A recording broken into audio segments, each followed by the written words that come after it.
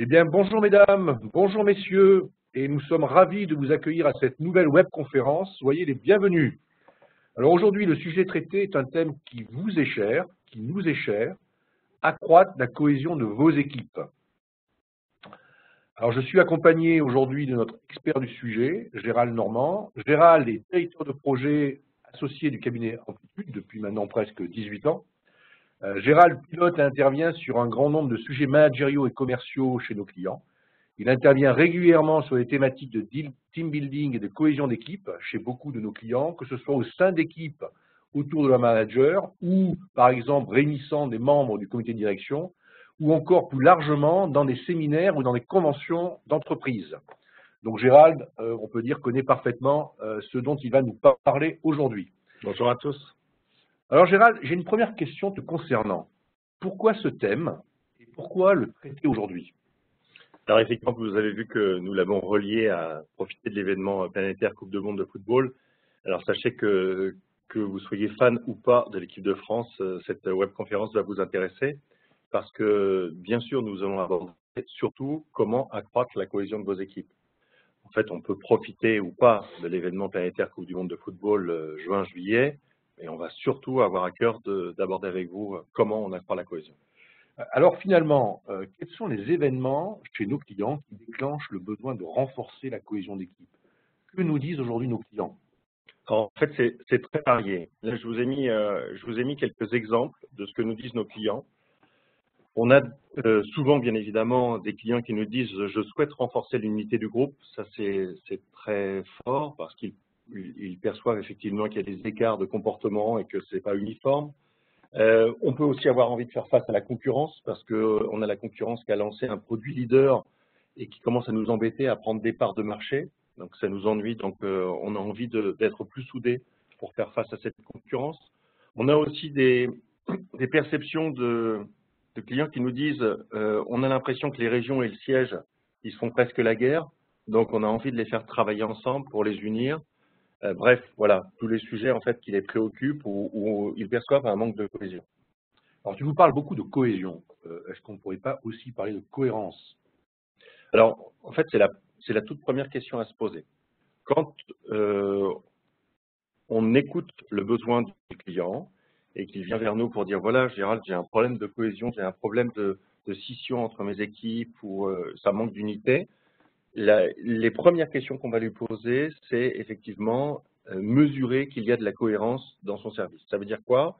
Ça veut dire qu'il a vendu un sens partagé. Si ça, c'est pas fait, on va voir, ça sert à rien de travailler sur la cohésion. Ou en tout cas, c'est trop tôt de travailler sur la cohésion. Et on va vraiment poser tout un tas de questions pour mesurer que la cohérence est optimale chez notre client. Après, on pourra l'accompagner sur le développement de la cohésion. D'accord. Est-ce que tu peux nous en dire un peu plus là-dessus, Gérald? Alors, qu'est-ce qu'on met en fait, qu'est-ce qu'on met dans la partie cohérence et surtout pourquoi il est nécessaire de parler de cohérence avant de parler de cohésion.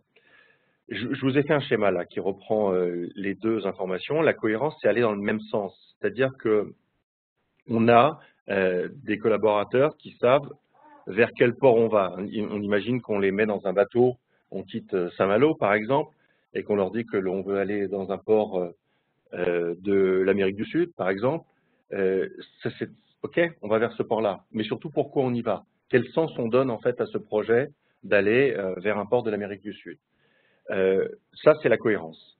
Après, comment on y va tous ensemble? Quel rôle on va jouer? Comment on va travailler sur la complémentarité? Ça, c'est la cohésion. En fait, on pourrait dire que la cohésion est un sous-produit de la cohérence et non pas l'inverse. Donc, si on a un déficit de cohésion et que l'on a un déficit de cohérence, on va voir qu'il est nécessaire de passer un moment important, voire très significatif, lors de votre événement, si vous avez envie de créer un événement séminaire, team building ou autre d'ailleurs. On va passer un temps significatif sur la cohérence dès l'introduction, pour nourrir après la cohésion. Alors on commence à entrevoir effectivement la différence entre cohésion et cohérence. On aimerait savoir un peu plus sur ce sujet et surtout la façon dont on va les travailler, ces deux sujets. C'est ça qui nous, je pense, intéresse nos auditeurs et nous intéresse aujourd'hui. Alors, effectivement, les exemples, je vais les présenter après. souhaitais juste revenir en amont sur qu'est-ce qu'on met dans la cohérence et qu'est-ce qu'on met dans la cohésion. Alors, dans la cohérence, d'abord, c'est la vision. J'en parlais en prenant l'analogie du bateau. Qui je suis et où est-ce que j'ai envie d'aller. On a des clients qui ont rédigé une vision. On en a d'autres, ce n'est pas le cas. Nous avons des clients qui ont affiché cette vision sur leur site et qui ont même travaillé cette vision à des fins de capter de nouveaux potentiels pour les amener à venir travailler chez eux. On parle de marque employeur, bien évidemment, où on va avoir une vision claire sur qui nous sommes, qui nous souhaitons devenir, quelle cible on souhaite conquérir demain. Bien évidemment, on va décliner de cela un projet d'entreprise, parfois même 3 ou 4 enjeux annuels. Si on continue à décliner, on va transformer ces enjeux annuels en objectifs opérationnels, définir des facteurs clés de succès et de fait déterminer le plan d'action qui va nous aider à aller vers cette vision, tendre vers cette vision. Alors, tu es en train de nous dire là que les entreprises ont rédigé une vision. Est-ce toujours le cas et comment fait-on lorsque ce n'est pas le cas, justement? Alors, effectivement, si l'entreprise n'a pas effectivement réfléchi ou complètement rédigé une vision, ou en tout cas est en train peut-être de la refaire également, hein, peut-être de la relibeller. Voilà, il y a ces deux cas. Il y a déjà prenons le premier cas d'une entreprise qui n'a pas créé ou rédigé de vision d'entreprise. Lorsqu'on va être confronté à cette demande de travailler sur la cohésion, on va s'intéresser à la cohérence, on va très vite se rendre compte qu'il n'y a pas de vision qui a été rédigée. Donc, et pourtant, on va déceler un déficit de cohérence. Donc, nous allons travailler avec les dirigeants sur votre ambition, c'est quoi? Et ça va nous permettre de construire l'introduction, par exemple, d'un séminaire ou d'un grand événement.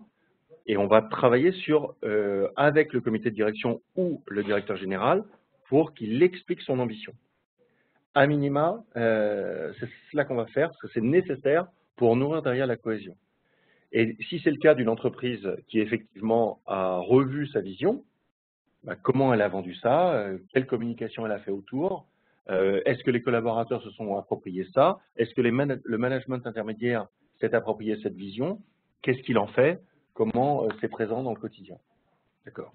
Alors très souvent d'ailleurs, hein, des entreprises qui ont rédigé une vision, hein, y associent des valeurs. Alors est-ce que, d'après ton expérience, c'est bien le cas? Et est-ce que ça sert la cohérence?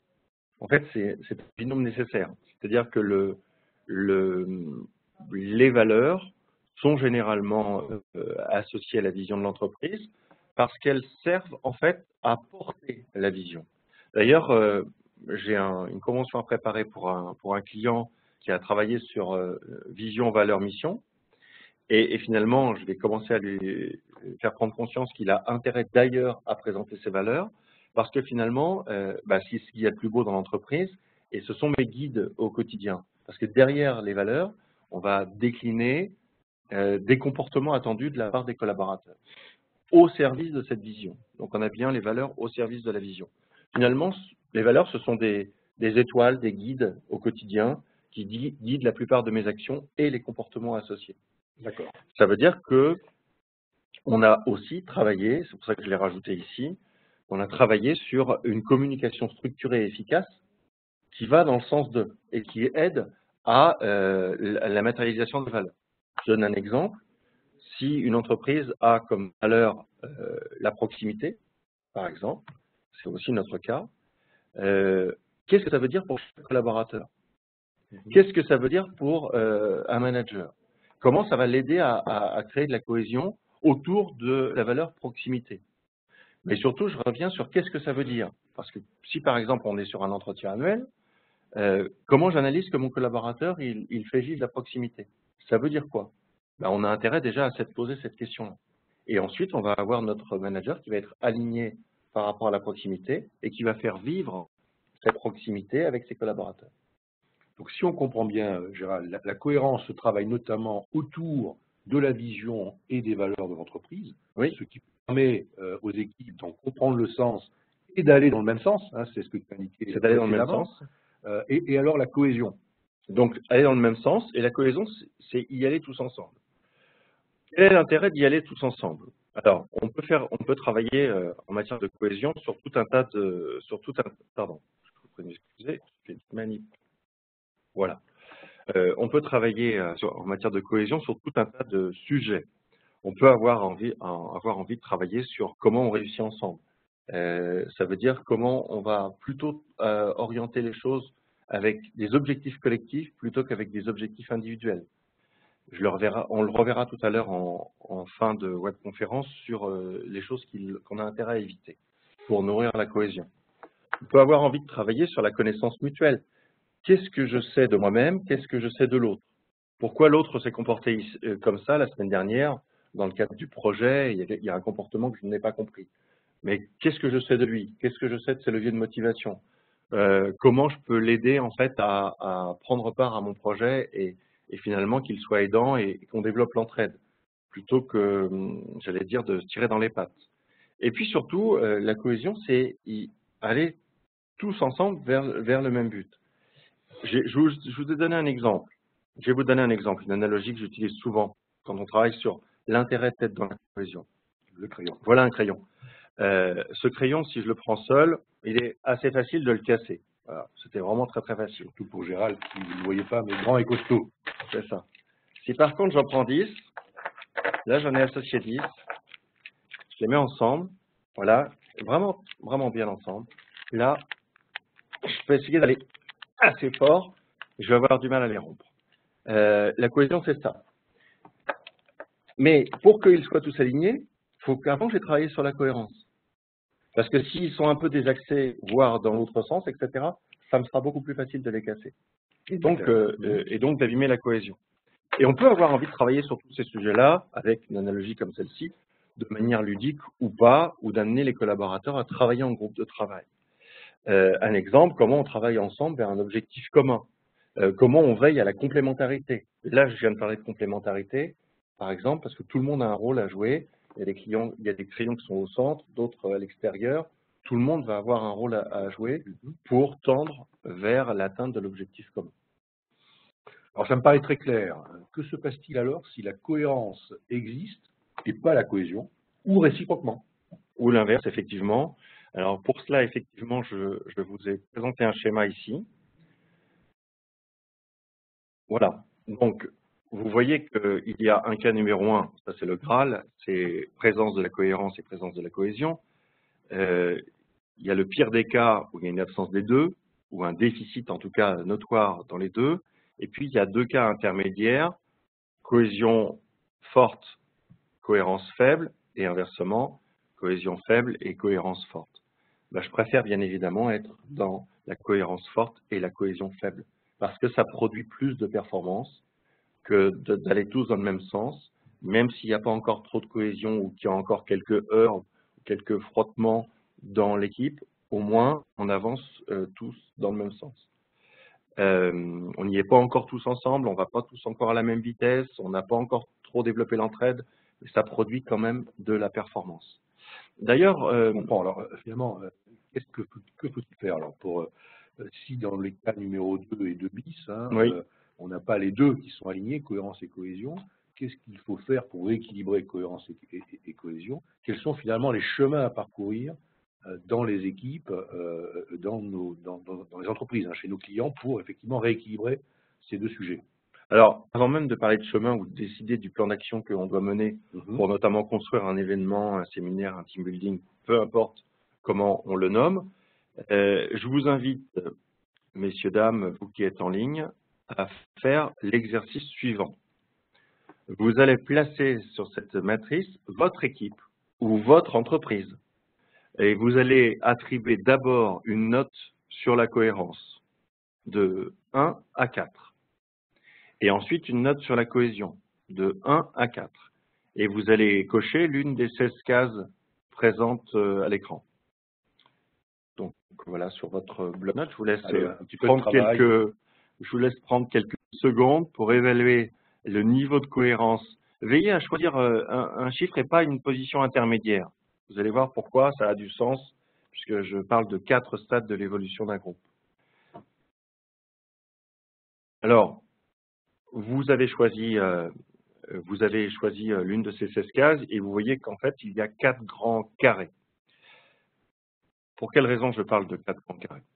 Parce que vous avez 4 grands stades dans l'évolution d'un groupe. Si vous avez coché ce que j'ai fait ici à l'écran, la case 2 en cohérence et la case 2 en cohésion, votre équipe s'apparente à une boîte à outils. Les outils ne savent pas travailler ensemble, ils ne voient pas l'intérêt de travailler ensemble, ils n'ont pas envie de travailler ensemble.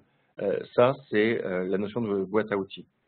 Si en l'occurrence, vous aviez coché tout à l'heure 2 en cohérence et 3 en cohésion, là, vous allez dans la partie supérieure gauche, votre équipe est un groupe fusionnel. Si vous aviez même 1 en cohérence et 4 en cohésion, on pourrait presque dire que c'est une bande de potes. Mais ça produit peu de performance parce qu'on ne voit pas trop le sens, en tout cas, de ce pourquoi on travaille ensemble. À l'opposé de ce groupe fusionnel, on a là une cohérence très forte, voire très forte, 4 très fortes, et 1 en cohésion. Là, c'est ce qu'on appelle une task force. Task force qu'on met souvent en place quand on veut créer, par exemple, un site. Là, j'ai un site logistique chez un de mes clients qui se monte. Et donc, bien évidemment, pour monter ce site logistique, eh bien, on va prendre le directeur de filiale le plus au fait de monter un nouveau site. Il va avoir un nouvel adjoint qui vient d'un autre site avec lequel il n'a jamais travaillé, qui va venir à ce poste-là, plus un responsable d'exploitation, des responsables de quai, etc. Et on va aller piocher finalement les meilleurs éléments dans toute la France pour ouvrir ce site. Et puis, on va aussi faire preuve, bien évidemment, de recrutement vers l'externe pour commencer à créer cette équipe qui va travailler ici. On ne demande pour l'instant pas de solidarité, de cohésion, on demande à ce que le job soit fait. Ça, c'est la task force. D'accord, c'est la définition effectivement de la task force. Et après, bien évidemment, on rentre dans le Graal, à savoir 4 et 4, où là, on va avoir, bien évidemment, une équipe efficiente. Alors, et la super performance. Alors, sur ton exemple, là, tu viens de placer une équipe en note 2, hein, c'est ça, en cohérence et en cohésion. Oui, c'est ça. Et alors, pourquoi ce chemin que tu as décidé là en 2 flèches? Qu'est-ce que ça représente? Qu'est-ce que ça veut dire? Alors en fait, ça représente ce que je disais tout à l'heure, à savoir que si on est dans cette configuration-là, si on a ce 2 en cohérence et ce 2 en cohésion, la première chose à faire, c'est d'obtenir le 3 en cohérence, plutôt que d'obtenir le 3 en cohésion. L'obtenir le 3 en cohésion, ça ne sert à rien, parce que, ok, on va se faire plaisir, on va assister à un moment fun, mais on va faire une espèce de pchit, en fait, derrière, au niveau de la performance. Pour que la performance soit durable, c'est comment on fait, qu'est-ce qu'on fait pour gagner un point de cohérence, pour que les collaborateurs comprennent les 3 enjeux annuels, pour que les collaborateurs comprennent ce que veut dire les 3 valeurs et comment ils doivent en être les garants dans le quotidien, si ce sont des managers, par exemple. Et on va les faire travailler pour gagner un point de cohérence, voire 2 points de cohérence. Et après, ce sera très facile ou plus facile d'aller chercher les points de cohésion manquants. D'accord, très bien, on a bien compris. Je pense qu'on a, en peu de temps, évidemment, bien compris, me semble-t-il, ce que tu as voulu nous faire passer comme message entre la cohérence, la cohésion, la nécessité, effectivement, de travailler sur les deux, les priorités qu'il faut y mettre, ce qu'il faut faire, effectivement, lorsqu'il n'y a pas d'équilibre sur ces 2 sujets-là. Je crois qu'on a bien compris. Maintenant, pour être sûr, est-ce que tu peux illustrer par quelques cas concrets ce qui a, d'abord, dans un premier temps, ce qui a déclenché le besoin de faire du team building chez nos clients? Parce qu'il y a plein d'événements, je dirais, générateurs, de dire, bah, écoutez, je veux faire un team building ou une cohésion d'équipe. Alors, tout à l'heure, je vous citais quelques exemples. Là, j'en ai repris d'autres. Un exemple, faire travailler vos collaborateurs sur la mise en place d'actions concrètes qui démontrent qu'ils font vivre vos valeurs au quotidien. C'est l'exemple que je citais sur la proximité. Leur faire produire des idées très opérationnelles pour faire en sorte qu'il y ait plus de benchmarks sur les bonnes pratiques. Là, je prends par exemple une équipe de commerciaux qui est répartie sur toute la France, qui va à des soutenances d'appels d'offres et qui échange pas sur, bah tiens, j'ai mis tel argument pour faire face à tel concurrent, est-ce que je l'ai échangé ou est-ce que je l'ai gardé pour moi? Identifier les actions à mettre en œuvre pour accroître la satisfaction client, on va voir un exemple juste après. Trouver les bonnes pratiques à mettre en place pour favoriser l'intégration des nouveaux entrants et réduire ainsi le turnover précoce. Je prends cet exemple-là puisque c'est un client qui m'a sollicité là-dessus, puisque sur des Master 2, Master 1 et 2 qui arrivent dans l'entreprise, certains démissionnent avant la période d'essai. C'est dommage. Et disent très clairement à la directrice des ressources humaines, c'est un vrai bordel ici, je quitte l'entreprise. Donc, il y a à la fois un déficit de cohérence et de cohésion, et là, il faut faire travailler ensemble pour garantir une meilleure intégration des nouveaux entrants, surtout si effectivement ce sont de futurs au potentiel. Ça, c'est tout ce qu'on peut faire, j'allais dire, de manière des travaux en salle. Ce sont des exemples. Hein, voilà. On peut faire encore plein de choses, mais c'est des exemples. Alors, juste peut-être pour démystifier ce sujet-là, parce qu'on associe souvent finalement le team building au jeu, au ludique, bref, on s'amuse. Voilà. C'est ça. Alors, est-ce la réalité et est-ce la seule réalité? Alors en fait, nous, ce qu'on préconise, c'est de faire les deux. Parce que tout ce qu'on vient de voir là, par exemple, les travaux en salle, on va abondamment travailler sur le doublon cohérence et cohésion. Et puis, en faisant aussi du fun ou du ludique, fun et ou ludique, on va travailler et développer la cohésion. On va faire des pauses à l'extérieur de la salle, travailler autour de... Là, j'ai cité l'exemple de ce que j'avais fait chez un client. On avait fait faire construire un pont népalais aux équipes et ils avaient traversé une rivière. Et il fallait faire passer au moins 10 collaborateurs de l'autre côté de la rivière. Mais avant, il fallait construire le pont népalais. C'était pas une mince affaire, mais ils y sont arrivés et c'était vraiment très chouette. On peut aussi travailler sur les profils comportementaux. Ça, on peut le faire en salle et on peut aussi le faire le travail de manière ludique. On peut leur faire jouer des pièces de théâtre pour mettre en lumière ce qu'il faut faire ou ne pas faire en matière de satisfaction client ou traitement des incivilités, par exemple. On peut leur faire peindre une toile géante sous forme d'un immense damier où chaque collaborateur va repartir avec un morceau de la toile et la garder dans son bureau. Bref, on peut faire plein de choses sur le plan ludique. En plus, on peut faire donc l'association du ludique et à des travaux. Et ça rejoint finalement ce qu'on dit souvent, hein, c'est qu'on apprend finalement que dans le plaisir. Oui, il faut, et puis aussi, il faut qu'il y ait aussi émotion. Il faut qu'il y ait l'émotion également. Alors, si on veut être encore plus concret, j'aimerais bien que tu m'illustres ça par deux cas de team building que nous avons animés chez nos clients. Quels étaient les objectifs de départ et qu'est-ce qui a été réalisé, si tu veux bien? Alors, je vous en ai préparé deux.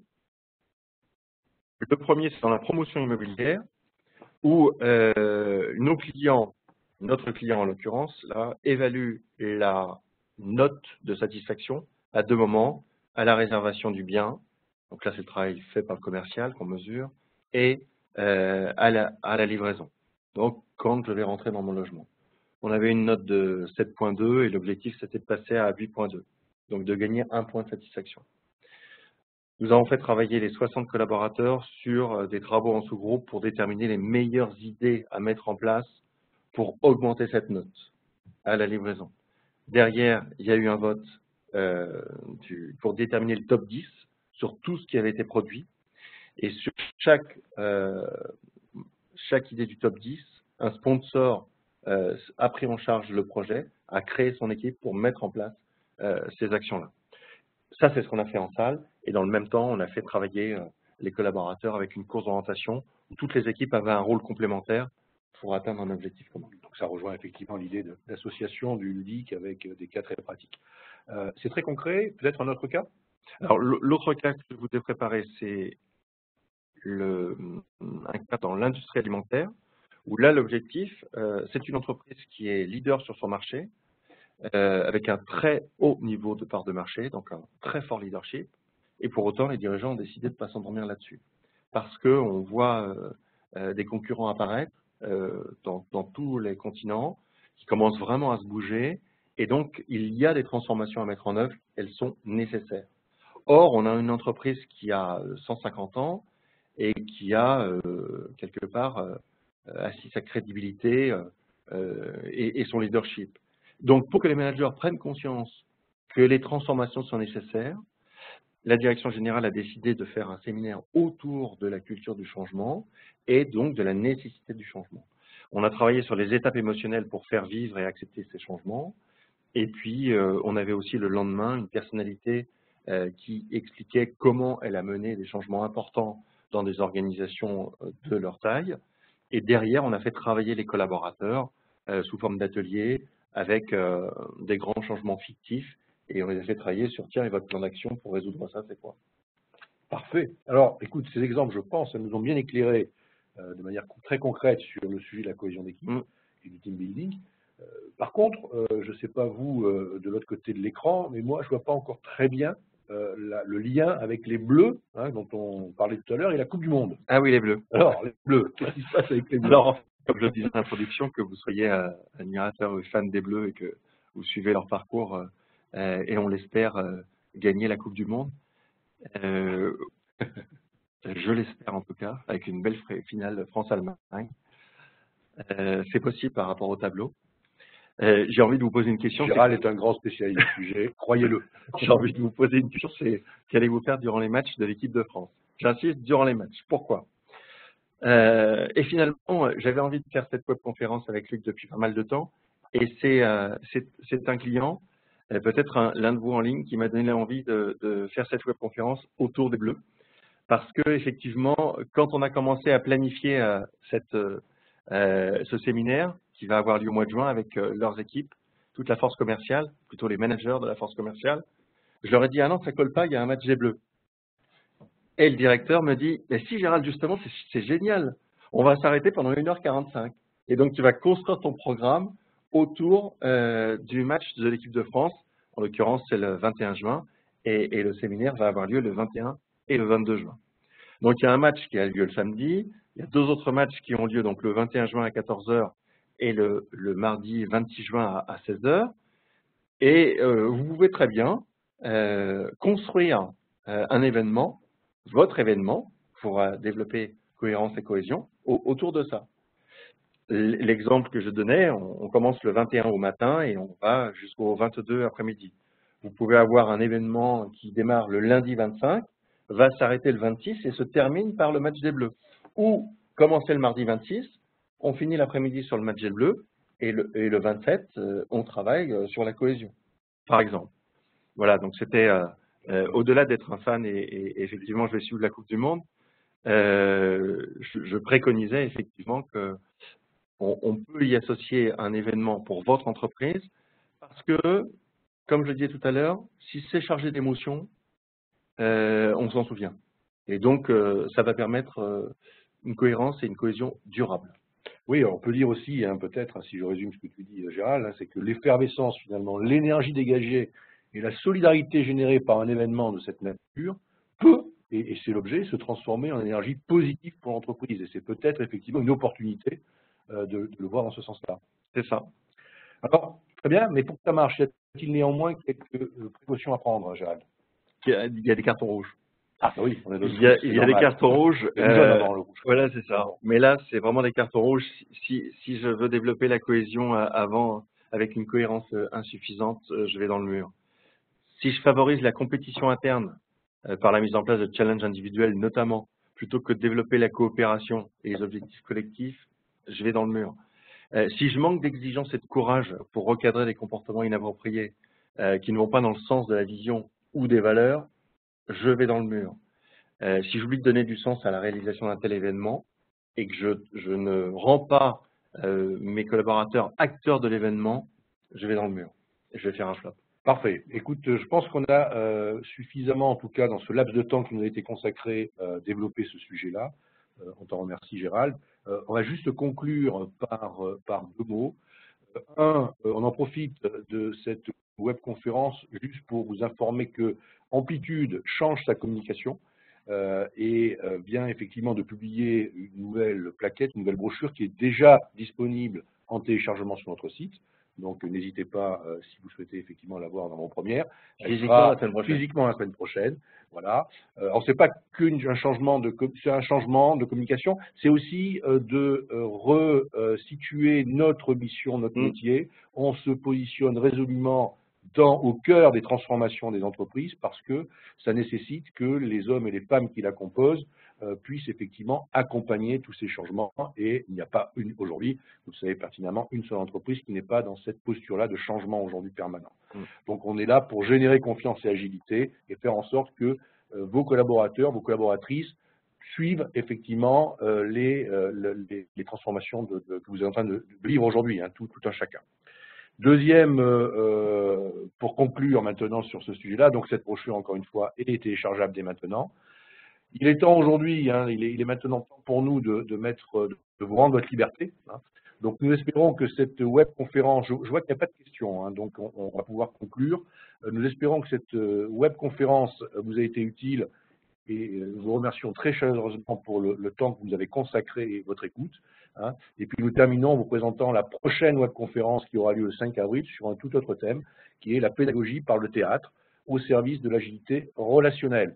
On vous rappelle que toutes nos webconférences sont enregistrées sur notre site, donc si certains de vos collaborateurs n'ont pas pu malheureusement se joindre à nous aujourd'hui, vous pourrez effectivement la revisionner en replay et vous-même également si vous avez des points à aborder. Et n'hésitez pas évidemment à nous solliciter là-dessus. Merci encore, bonne journée à vous et au 5 avril. Merci.